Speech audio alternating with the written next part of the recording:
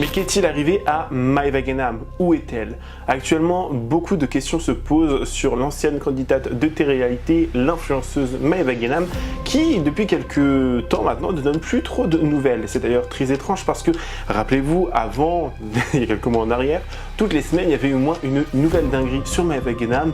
Que lui est-il arrivé? Qu'est-ce qui se passe? A-t-elle réellement changé? A-t-elle pris une toute nouvelle trajectoire, une toute nouvelle DA? Est-elle réellement en train de faire un burn-out? Il y a besoin de s'éloigner des réseaux sociaux? On va revenir sur ça aujourd'hui, donc écoutez, si vous êtes intéressés, continuez à regarder. Salut tout le monde, c'est Chris. Avant de commencer la vidéo, n'hésitez surtout pas à vous abonner et activer la cloche de notification pour être toujours au rendez-vous. Actualité, polémique, scandale, people, télé-réalité, storytime, ici on parle de tout. Et n'hésitez pas à faire un tour en barre d'infos si vous souhaitez davantage soutenir la chaîne. Merci beaucoup. Alors mes bébés c'est trop bizarre parce qu'en fait mes bébés, je crois que ça fait trop longtemps, on n'a pas parlé de Maëva Guénam en fait. Mes bébés, genre les filles, en fait, bon parfum de niche, en fait, je comprends pas en fait, genre, je vous dis, moi la spiritualité c'est trop bon truc, donc ça fait trop longtemps, on n'a pas parlé de Maëva Guénam, on va parler de Maëva Guénam aujourd'hui en fait. Moi j'avais compris mes bébés. Je sais pas, j'arrive toujours aussi bien à le faire, mais vous dites-moi en commentaire. Ça fait un long moment, vraiment, qu'on n'a plus parlé de Maëva Guénam. Comment vous dire? J'ai l'impression vraiment qu'elle a pris une toute autre trajectoire, et dans le bon sens du terme. Limite, j'étais en train de me dire, elle me manque presque. Voilà. Je sais pas comment vous expliquer, je me suis dit, mais où est-ce qu'elle est? Qu'est-ce qu'elle devient? La dernière vidéo en date sur Maëva Guénam, je ne sais même plus c'est laquelle. Attendez, sur ma chaîne, je vais regarder laquelle vidéo sur Maëva Guénam. Enfin, c'était quoi le sujet? Je pourrais même pas vous dire tellement, en fait. Pour moi, je sais même plus. Ça fait des mois, vraiment. Est-ce que... Enfin, ça fait... j'ai même plus... il y a 3 mois en arrière, presque 4 mois. 4 mois où Maëva Guénam ne donne plus réellement, pas de signe de vie, mais ne fait plus de drama. La dernière vidéo en date, c'était avec Nabil Flix et Marc Blatta, où ils étaient tous les 3 ensemble en live, et ça avait fait quand même pas mal parler à l'époque. Mais sinon, rien de plus, rien de moins. Genre vraiment, voilà. Elle a peut-être totalement changé. Qui nous dit que Maëva Guénam n'a pas refait, je sais pas, une espèce de changement de direction artistique, de DA, et elle est devenue totalement quelqu'un d'autre. Elle s'est repentie, je sais pas. Franchement, dites-moi en commentaire ce que vous en pensez, parce que c'est quand même bizarre. Madame qui avait un parfum de niche, alors elle s'est beaucoup également penchée sur son autre marque, je sais plus du tout c'est quoi le nom, Snap, je sais plus quoi, bref, les brumes pour le corps là, et il faut savoir également que dernièrement Maëva Guénam est en couple. Alors je sais pas si ça fait un long moment déjà, mais Maëva Guénam, lorsqu'elle est en couple, j'ai l'impression vraiment que c'est une toute autre femme. Elle se donne à fond pour son mec, elle est vraiment là, elle le cache, déjà elle cache de qui il est. C'est déjà, je pense, une très bonne chose. Sarah Frézou essaie d'en faire autant. Bon, déjà, essaie d'avoir un mec, ça sera déjà une bonne chose de fait. Et de surtout le garder, ça aussi. Mais du coup, ouais, Maëva Guénam, j'ai l'impression qu'elle a totalement changé.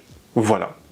On pourrait limite s'arrêter là, mais on va d'ailleurs parler de la fameuse interview qu'elle a donnée chez Laura Lempicka. Vous allez voir, il y a eu pas mal de révélations qui ont été faites, et elle nous parle de sujets qui sont quand même importants, notre petite minette nationale. Écoutez, on va écouter ça ensemble. Je vous invite bien évidemment à aller voir l'intégralité de l'interview sur la chaîne de Laura Lempicka dans un premier temps, mais elle va ici lui poser quelques questions, je trouve, très pertinentes. Alors déjà, en plus de ça, il me semble que Laura et Maëva Guénam ne s'entendaient pas trop à l'époque, et elle va notamment commencer par des questions du type comment te voyais-tu il y a 5 ans? Qu'est-ce que tu faisais d'après toi il y a 5 ans? Comment te voyais-tu? Machin. Et voici ce que Maëva Guénam avait à dire. Quelle vision tu as de toi il y a par exemple 5 ans? Il y a 5 ans, je pense que j'étais pas moi-même. Je pense que je me suis perdue dans l'engrenage de la notoriété. Je pense que j'étais complètement égarée. Je pense que je m'en suis voulu parce que je sais qu'il y a beaucoup de personnes qui sont fans et qui me copient, tu vois. Et je m'en suis voulu d'avoir reflété cette image-là. Et je pense que c'est parce que j'étais jeune et que tout est arrivé d'un coup. Et je suis contente aujourd'hui d'avoir changé. Oui, et ça se voit aussi. J'aimais pas l'image que je reflétais avant. Et t'as plus du tout la même image. Ouais, je suis très contente, mais j'aimais pas. C'était pas toi en fait, non. Tout simplement. Non. Donc là, c'est une nouvelle toi, c'est vraiment là, je me ce sens que en tu es. accord avec moi-même et je me sens beaucoup mieux comme ça. Et tu te vois où dans 5 ans? Dans 5 ans, je me vois toujours à Dubaï. Enfin, moi aussi, Voilà. on sera là. Mariée, avec un enfant. Et j'aurai développé Snam et Plein de business. voilà, et plein de Et business. c'est tout ce qu'on te souhaite. Merci. Et je te remercie d'être De venu sur ce podcast entre nous, d'avoir été, comme d'habitude, fidèle à toi-même et surtout très franche. Et je te souhaite le meilleur. Moi aussi. Ce qui est très intéressant aussi, c'est qu'elles vont faire une espèce de parallèle avec ce que je disais un peu plus auparavant, c'est que on n'entend plus parler de Maëva Guénam. Elle ne lance plus de pique aux gens, elle n'est plus dans les dramas pour le moment, ça peut toujours revenir, mais c'est une très bonne chose. Vous voyez, j'ai l'impression que vraiment, elle a totalement changé, et même Laura va lui dire, et Maëva Guénam va dire, c'est vrai que je me suis retiré de tous ces dramas, de toutes ces choses, et j'arrête de lancer des piques. Et je trouve que honnêtement, il y a vraiment un travail qui a été fait. Peut-être que je me trompe, vraiment, peut-être que je suis hyper naïf. C'est vrai que Maëva Guénam, j'ai quand même cassé pas mal de sucre sur le dos dans le passé, mais là vraiment j'ai l'impression qu'elle a changé, genre j'ai envie d'y croire. Vous voyez, on va rester positif aujourd'hui quand même dans cette petite vidéo. J'ai envie d'y croire. Voici ce qu'elle avait à dire. Moi, ce que je trouve ce qui est bien aussi, c'est que j'ai l'impression que tu as fait vraiment une grosse rétrospective sur toi-même, genre en mode tu calcules plus rien, t'es focus sur toi. Ouais. Sur ta spiritualité, tes énergies, ton business, c'est ça. ta vie, quoi. C'est ça, sur moi. Là, Et il y a plus de je prends mon téléphone et je rentre dans les gens. Non, j'ai arrêté. Et oui, je pense à moi, je pense à ma vie et je prends du temps pour moi. C'est important. Ouais, mais ça se voit, ça se ressent en tout cas. Vraiment. Pouf. Je suis tellement contente de l'avoir comme ça. Merci, Non, ma mais c'est chérie. vrai, parce qu'à un moment donné, je te dis la vérité, même de loin, on n'a pas été proches ces dernières années, mais ce que je veux dire, c'est que tu me faisais de la peine, tu vois, je t'ai toujours envoyé des messages à des moments où t'étais pas bien. Je me suis dit, Non, putain, c'est vrai, t'as toujours pris des nouvelles et ouais, tout. toujours. Ouais. Je me dis, la pauvre, quand même, elle ramasse, quoi, tu vois. Ouais. Non, ça n'a pas été facile, mais aujourd'hui, Et, je me suis bien entourée et j'ai rencontré de bonnes personnes et je me sens mieux comme ça. en tout cas, c'est une nouvelle Maëva. Une nouvelle Maëva changée, qui dit non à la télé. Il n'a plus rien à apporter d'ailleurs. Ouais. En tout cas, c'est une nouvelle Maëva. Une nouvelle Maëva changée, qui dit non à la télé. Il n'a plus rien à apporter d'ailleurs. Ouais. De toute façon, Non, ça me dit plus rien. Je pense que j'ai assez donné et je suis très bien moi sur mes réseaux. T'es pas trop bien toi sur tes réseaux? Je suis bien sur mes Voilà. réseaux. Bien, tu fais des recettes aussi, j'ai vu la dernière Ouais. fois. D'ailleurs, pendant le ramadan, tu m'as Ouais. pas invité, mais la prochaine, pour l'année Ramadan, prochaine, je t'ai j'aimerais bien manger, hein, s'il te plaît. Non, parce que ça avait l'air très très bon. Je sais aussi que tu es vachement proche de tes abonnés. C'est-à-dire que tu donnes beaucoup de conseils. Ouais. Tu te livres beaucoup. Ouais. C'est quelque chose pour toi qui est important, je pense, Ouais. d'avoir cette connexion avec tes C'est abonnés. ça, de me sentir proche de. Ouais, c'est important parce que tout ce qui m'arrive, c'est grâce à eux. Et pour moi, c'est important de garder ce lien. Tu sais, je leur parle en privé et tout. Hein. Ah ouais? Ouais. Alors foncez sur le Snapchat de Maëva, elle va vous Je leur répondre en réponds, ils privé. me demandent des conseils et tout, je leur réponds. Et... Des concepts de couple, genre? Ouais, de couple, sur leur vie, D'accord. sur mon changement, sur. Ouais, ton changement qui est très beau en tout cas. Merci, Et ma une chérie, belle le tien évolution. aussi. Quelle vision tu as de toi il y a par exemple 5 ans? Il y a 5 ans, je pense que j'étais pas moi-même. Je pense que je me suis perdue dans l'engrenage de la notoriété. J'ai été connue très très jeune. J'ai commencé la télé jeune et j'ai gagné de l'argent très très jeune. Et à un moment donné, je pense que je me suis perdue et je savais plus qui j'étais. Et en fait, à un moment donné, j'ai fait une dépression. Ouais, ça c'est vu ça. Ouais. Et j'étais malheureuse et je comprenais pas pourquoi. J'avais tout dans ma vie, j'avais tout ce que quelqu'un pouvait rêver d'avoir. Je vis dans un pays magnifique, voilà. Et j'étais pas heureuse. Et je comprenais pas. Donc du coup, je me suis cherchée. Et moi, à chaque Ramadan, parce que je suis musulmane, mais j'ai pas eu d'éducation religieuse. Et un jour, j'étais pas bien, c'était Ramadan, et j'ai fait une prière et j'ai demandé, je me suis vidée, je pleurais et j'ai demandé à Dieu de me guider, j'ai demandé à Dieu d'être heureuse. À un moment, je savais plus qui j'étais. J'ai pas lâché la prière, je me suis connectée à ma spiritualité et j'ai trouvé les réponses à toutes mes questions. Et aujourd'hui, même si j'ai des hauts et des bas, je me sens apaisée dans ma vie. Je pense plus de la même façon qu'avant et je pense que j'ai jamais été aussi heureuse que maintenant dans ma vie, j'ai plus la même vision que j'avais avant. Je voulais que sortir, je voulais que faire la fête, mais ça me rendait pas heureuse. Alors maintenant je suis contente de l'avoir fait parce que je me dis voilà parce que je me dis au moins c'est fait, au moins j'ai vécu, mais c'est pas ce qui m'a rendue heureuse et je savais plus qui j'étais.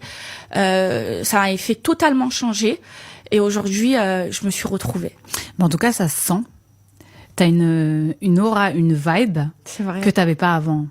Moi, je la connais depuis un moment, hein, Maëva, donc. Tu m'as vue toute jeune. Toi, je t'ai vue toute jeune, je t'ai vue. On a été ennemis, on s'est fait des clashs horribles, ces clashs. Ma sœur Bogda. Ma sœur Bogda. Oh là là, c'était. Non, mais c'est vrai que, et franchement, je trouve que ton évolution, elle est très belle. Merci. Et c'est ce que je disais à chaque fois quand je reçois des invités sur ma chaîne et qu'on parle de toi. Tout le monde a une vision maintenant qui est complètement différente de la Maëva Guénam qu'on pouvait avoir avant. Par contre, elle va quand même lui parler de son parfum. Elle lui a posé des questions sur son parfum de niche. Vous savez, son petit parfum là qui avait fait quand même pas mal scandale à l'époque. Beaucoup de gens avaient énormément critiqué, dont moi, ce fameux parfum. Je pense qu'elle en faisait beaucoup trop. C'était juste une collaboration. Elle n'avait pas non plus fait le parfum de A à Z, etc. Enfin bref, après ça reste un projet comme un autre, j'ai envie de vous dire. Mais elle va parler de son parfum de niche qui est en rupture de stock. Bon, alors je pense qu'il est en rupture de stock depuis un très long moment maintenant et que les gens ne le commandent plus ou que c'est terminé. Vous voyez. Après, ça reste un projet. Ça reste un projet qu'elle a pu réussir, qu'elle a pu faire. Tant mieux pour elle, j'ai envie de vous dire. Vous voyez, ça reste un projet. Ça fait de mal un petit peu à personne. Même si elle a fait quand même un petit peu de promotion, pas illégale, mais de promotion déloyale d'après moi. Elle était en mode ça pue, ça pue. Les grandes marques comme ça pue, c'est beaucoup trop cher. Moi, le mien, il est moins cher, il est beaucoup mieux, machin. Et surtout, le prix qui avait choqué quand même pas mal de monde. Regardez. Ton parfum d'ailleurs. Et mon parfum, là, il est en rupture de stock. Ah, pour les gens qui ont critiqué ce parfum, qui soi-disant, à un moment donné, était trop cher, n'est-ce pas?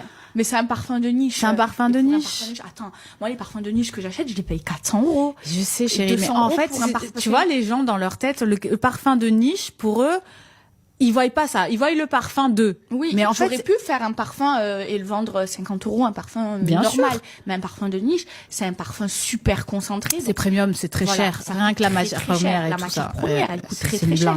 Et vraiment, je me suis adaptée. J'ai été vraiment pour du parfum de niche, 200 €, c'est pas cher. Mais là, il y a un réassort et on a écouté les critiques et du coup, ça va bientôt ressortir. Au niveau du marketing, tu t'es donné beaucoup de mal. Ouais. Paris. Ouais. Mais là, j'ai une équipe. T'as fait un vrai événement à Paris. Ouais, j'avais fait un vrai événement, mais j'avais une grosse équipe derrière moi. En fait, mon parfum c'est Rouge Rogue et c'est une grosse marque de parfum qui s'est lancée. Black Ants, et ils m'ont fait mon parfum, donc c'était une grosse équipe de marketing. Donc j'ai travaillé sur l'odeur du parfum parce que je suis une fan de parfums de niche.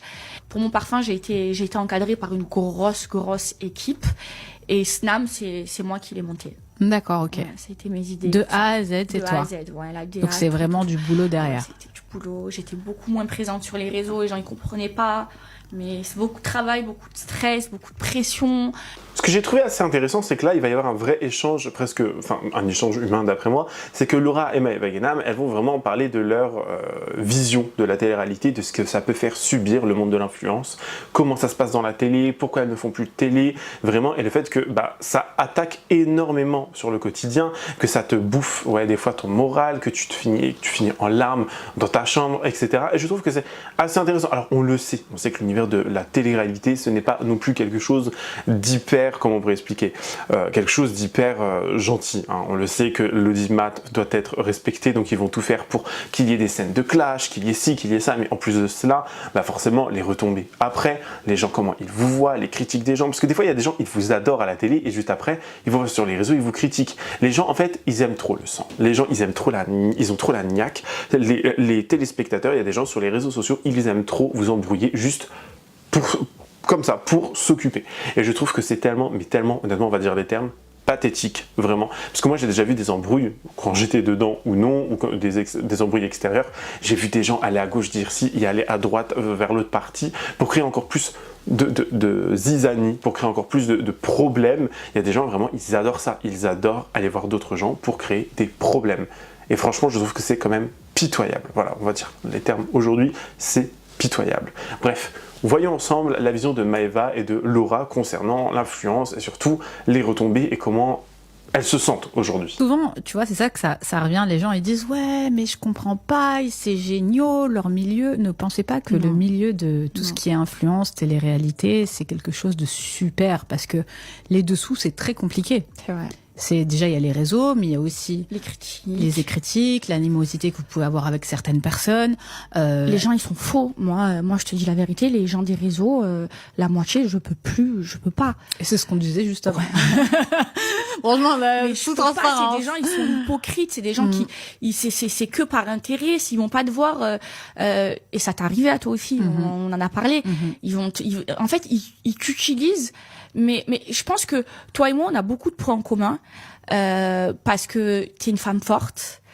Et en fait, les gens, ils ont l'impression que rien t'atteint. Rien t'atteint. Et mais c'est tout le contraire, nous. Ouais, et comme nous, on le montre pas parce que voilà, on veut montrer qu'on est forte. Ben au final, quand tu te retrouves le soir, je suis sûre qu'il y avait des fois où tu étais pas bien, alors que sur les réseaux, tu souriais et tu étais vraiment mal. C'est absolument ça. C'est-à-dire que moi, il y a eu des fois où je me suis retrouvée toute seule chez moi, avec mon fils qui dormait, et je faisais ça, je pleurais en silence, tu vois. Parce que je ne voulais pas qu'il ressente quoi que ce soit, etc., etc. Mais que moi, il y a eu des fois où je me suis retrouvée toute seule chez moi, avec mon fils qui dormait, et je faisais ça, je pleurais en silence, tu vois. Parce que je ne voulais pas qu'il ressente quoi que ce soit, etc., etc. Mais c'est un peu pareil que toi. Moi, il y a des moments donnés où je me suis retrouvée hyper seule. Et les gens ne le voient pas. Non. Et tu le montrais pas. Et tu le montres pas. Et encore, moi, je trouve que je le montre plus que ce toi. Que j'allais te dire. Quand ça va pas. C'est ça. Et toi, ça doit être encore plus dur parce que tu gardes vraiment tout en toi. Et moi, les gens, ils pensent que j'ai une cœur de pierre, je pense. Alors que non. Tu vois? Moi qui te connais personnellement, non, t'as un bon cœur, mais c'est l'image. Ouais, mais c'est parce que tu montres rien. Mais j'ai peur qu'on l'utilise. Comme tu vois, les gens, ils ont utilisé pour te faire de la peine. C'est vrai. Tu vois? C'est vrai. C'est un peu ça, moi. Mais c'est bien. Ouais, mais c'est bien à un moment donné de dire, ça arrive d'avoir des périodes où ça va. Et ça arrive d'avoir des périodes où ça va pas. On est des êtres humains, ça peut pas. Parce qu'aujourd'hui on est connus, que on n'a pas le droit de pas aller mal. Et j'ai l'impression que sur les réseaux, quand tu vas mal et que t'es une personnalité publique, j'ai l'impression que t'as pas le droit. T'as pas le droit d'aller mal. Droit. Parce que sous prétexte que tu vis bien ou parce que t'as de l'argent, tu n'as pas le droit d'aller mal. Mais en fait, mais c'est pas facile. On se bat tous les jours. Il y a des problèmes aussi quand tu as de l'argent. Sur les réseaux. C'est pas facile aujourd'hui. Non. On n'est pas à la période du premier confinement, donc c'est pas facile. On se bat et on est des femmes seules et c'est encore plus dur. Surtout toi, aujourd'hui, tu te bats pas que pour toi. Non, moi je me bats pour mon gosse. Fils, surtout. Mais au moins ça te donne. Je pense que ton fils est ta force aujourd'hui. Oui, complètement. Mais du coup, dernièrement, Maëva Guénam, elle a mis quelques stories sur Snapchat qui ont pas mal choqué de gens. Elle a mis 2-3 stories, des stories déjà beaucoup trop bien écrites. On va quand même se dire les termes. Les gens d'ailleurs se sont moqués d'elle sur Twitter en disant que c'était ChatGPT qui avait fait ces stories. On va les lire ensemble et vous allez voir que pour pas mal de personnes, elle fait un burn-out, mais également pour pas mal d'autres personnes, elle serait en réalité derrière les barreaux. Maëva Guénam serait en tôle. Alors je ne sais pas d'où ça sort, je ne sais pas si de quoi il parle. Est-ce que Maëva Guénam est en tôle, genre à Dubaï, en France ou quoi, ou qu'est-ce? On sait qu'il y avait eu des signalements de faits de la part de son ancienne copine de sa dernière COPS, Magali Berda et d'autres personnes. On sait qu'elle avait été entendue une fois, qu'elle avait été interdite de quitter le territoire. Enfin, il y avait quelques rumeurs, vous voyez. Donc, est-ce qu'elle ne serait pas réellement, en fait, derrière les barreaux? On peut être amené à se poser la question quand même. Vous voyez, pas pour se moquer ou quoi, ou qu'est-ce, mais pour se poser réellement la question. Donc voici ce qu'elle avait dit. Depuis plusieurs semaines, je m'éteins lentement, silencieusement. Et vous l'avez peut-être vu, senti, deviné. Je n'arrivais plus à me snapper. Moi qui snappais tous les jours, sans exception. Moi qui a partagé ma vie avec vous chaque jour depuis 7 ans. Snapper, c'était un plaisir, c'était naturel, vital presque. Je ne me forçais jamais. J'aimais ça profondément. Mais un jour, j'ai ouvert l'appli et plus rien. Plus d'envie, plus de force, plus de moi. J'ai commencé à sentir que quelque chose n'allait pas. Puis tout est allé très vite. Mon corps m'a lâché. Ma tête a crié « stop ». Je n'arrivais plus à sortir, plus à me lever. Je restais dans mon lit, les volets fermés, le cœur en vrac. Je suis entourée, mais je me sens seule. Je suis vivante, mais à l'intérieur, je suis vide. Rien ne me fait plaisir, même pas ce que j'aime, j'aimais le plus. Même pas snapper. J'ai fait un burn-out. Un vrai. Pas un mot à la mode, pas une excuse, un effondrement physique, mental, émotionnel. J'ai eu des idées noires, des pensées que je ne pensais jamais connaître un jour. Je n'en parle pas pour faire peur, ni pour choquer, mais parce que c'est la réalité, ma réalité. Trop de gens pensent que derrière un sourire, tout va bien. Mais il y a des douleurs qu'on ne snappe pas, des silences qui crient plus fort que des mots, et une santé mentale qu'on oublie jusqu'à ce qu'elle s'effondre. Pendant ces temps, je me suis donné sans pause, sans jamais vraiment m'écouter. Et aujourd'hui, c'est mon corps qui a parlé à ma place. Il me dit stop, assez. Alors j'ai tout coupé. Pour suivre, pour me retrouver, pour survivre, pour me retrouver, pour pleurer, pour guérir. Je n'écris pas ça je n'écris pas ça pour faire mon retour. Je ne sais même pas si je suis prête, mais j'écris ça pour que vous sachiez, pour que vous compreniez que personne n'est à l'abri, pas même ce qui brille à l'écran. Prenez soin de votre santé mentale, prenez soin de vous vraiment. Et si vous sentez que vous n'arrivez plus à faire ce que vous aimez, écoutez ce signal, c'est votre âme qui vous parle. Merci à ceux qui ont su lire dans mon silence, je ne vous oublie pas jamais. Bon, effectivement, on va pas se mentir, on sait tous et toutes que ce n'est pas forcément Maëva Guénam qui a écrit cela. Peut-être qu'elle a fait, je sais pas, une esquisse, une étoffe un petit peu des premières stories, et après ChatGPT lui a dit tiens, écris ça, mets ça, mets ça. Parce que honnêtement, on sait que c'est pas Maëva Guénam qui écrit comme ça. Alors, on ne dit pas qu'elle est bête ou quoi, bien évidemment, mais il y a beaucoup trop de mots, vous voyez, il y a beaucoup trop de sensibilité presque, j'ai envie de dire. Alors que Maëva Guénam, des fois, ça va, vous voyez, direct, au point. On se comprend.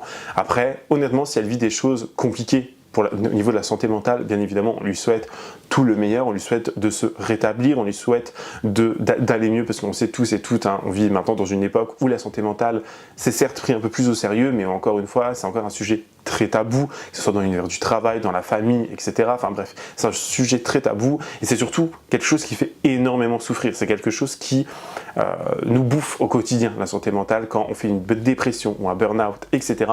C'est quelque chose réellement qui peut nous faire penser au pire et nous pousser à faire des actes vraiment irréparables. Vous voyez ce que je veux dire? Je pense qu'on ne va pas forcément non plus rentrer dans le sujet tel quel, mais honnêtement, je trouve que c'est très important d'en parler, parce que même s'il s'agit de Maëva Guénam, même si voilà, elle a fait des conneries, même si on la déteste ou on l'aime pas ou quoi, même si elle a fait voilà, des dingueries dans le passé et elle a été souvent dans des dramas, on ne peut pas lui souhaiter le mal, vous voyez, on ne peut pas lui dire ok, tu mérites ce qui t'arrive, le karma, le retour de bâton, machin. Je pense que c'est surtout qu'elle est en train peut-être de mûrir, si ce sont ses vrais mots et son réel ressenti là dans ses stories, elle est peut-être en train de mûrir et de se dire ok, j'ai plus besoin de ça, j'ai besoin d'avancer, j'ai besoin de ci, j'ai besoin de ça. Et honnêtement, c'est une très bonne chose et encore heureux, Dieu merci qu'elle puisse en fait se sentir avancée.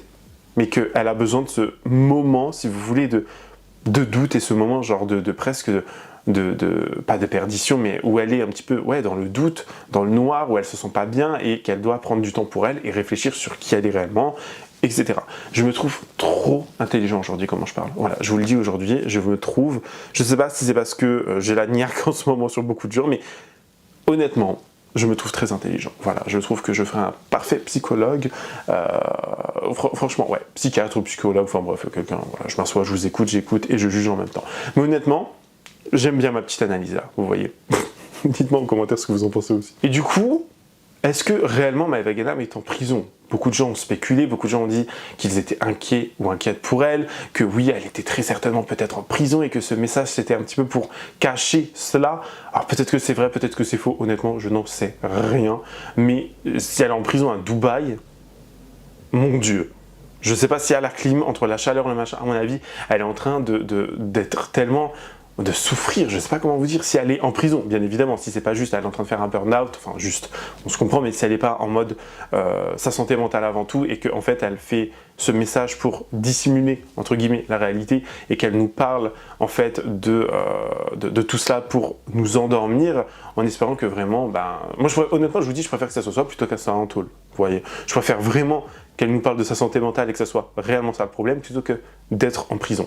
Je sais pas comment vous dire, j'espère vraiment, genre ouais, j'espère pour elle, honnêtement. En tout cas, c'est la fin de cette vidéo, j'espère qu'elle vous aura plu. N'hésitez pas à me dire en commentaire ce que vous en avez pensé, me donner votre avis le plus sincère, bien évidemment avec courtoisie et respect comme d'habitude. N'hésitez pas à vous abonner et à activer la cloche de notification pour être toujours au rendez-vous. Lâchez votre meilleur pouce bleu et sinon me rejoindre sur les différents réseaux sociaux. Tout se trouve en barre d'infos. Sinon écoutez, moi je vous fais plein de gros bisous, je vous dis à la prochaine, prenez soin de vous, bye guys.